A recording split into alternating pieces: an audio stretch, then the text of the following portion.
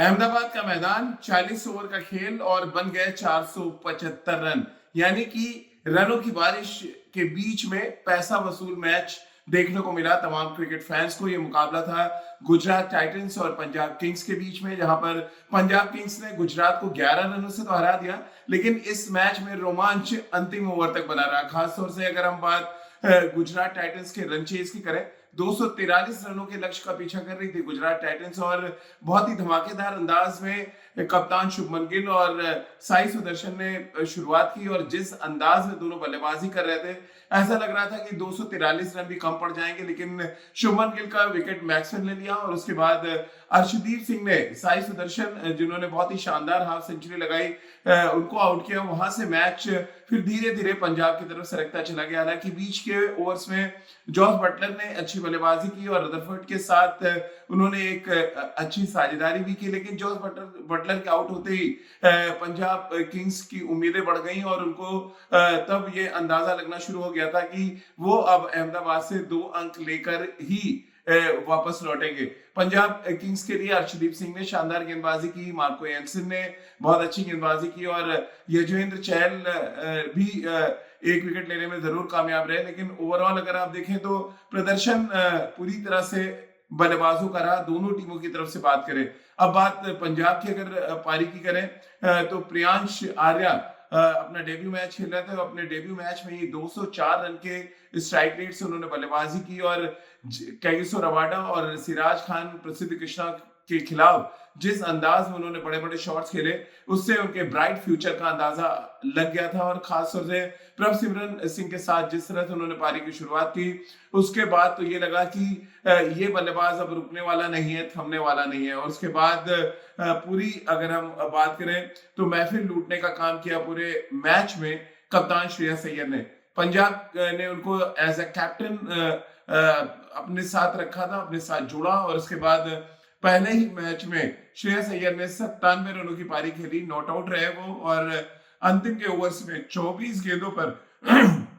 81 run जोड़ने में कामयाब रहे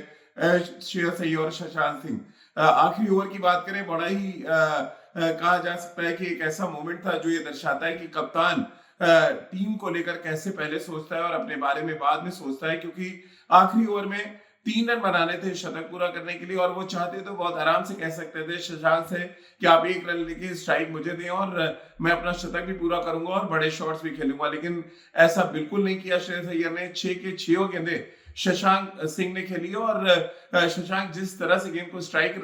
कर रहे थे, उसको देखकर कप्तान को भी ये लगा कि स्ट्राइक उनके पास रहे तो शायद टीम हित में ज्यादा बेहतर रहेगा। और शशांक सिंह की वो छोटी सी पारी की बदौलत ही अगर आप मैच में का रिजल्ट देखेंगे तो आपको लगेगा कि वो पारी कितनी इंपॉर्टेंट थी, क्योंकि 11 रनों के अंतर से सिर्फ मैच जीत पाई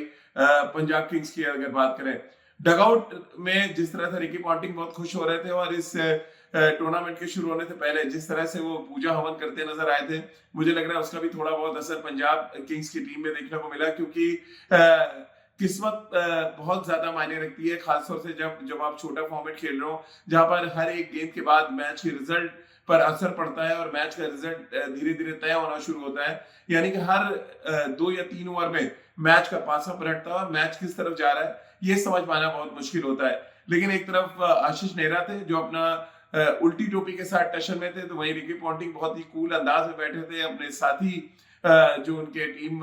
सपोर्ट स्टाफ की टीम के लोग हैं उनके साथ हंसी मजाक भी करते नजर आए। क्योंकि जब आप 243 रन स्कोर बोर्ड पे लगा देते हैं तो फिर एक बात तो तय रहती है कि आप थोड़े कंफर्टेबल पोजीशन में होते हैं, लेकिन जिस तरह का ट्रेंड इस बार आईपीएल सीजन 18 में देखने को मिल रहा है, आप 286 बना के भी सेफ नहीं है, 243 बना के भी सेफ नहीं है, क्योंकि इम्पैक्ट प्लेयर के आने की वजह से एक जो बल्लेबाज का क्वेश्चन आपको अलग से मिल रहा है, उसका पूरा फायदा सभी की टीमें उठा रही है। फिर वो चाहे हम सनराइजर्स हैदराबाद की बात कर लें या गुजरात टाइटंस की बात करें या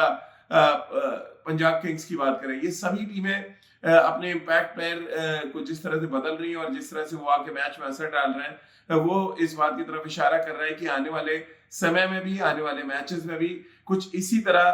की कमाल की बल्लेबाजी हमें देखने को मिलेगी। गेंदबाज दबाव में रहेंगे और अगर आप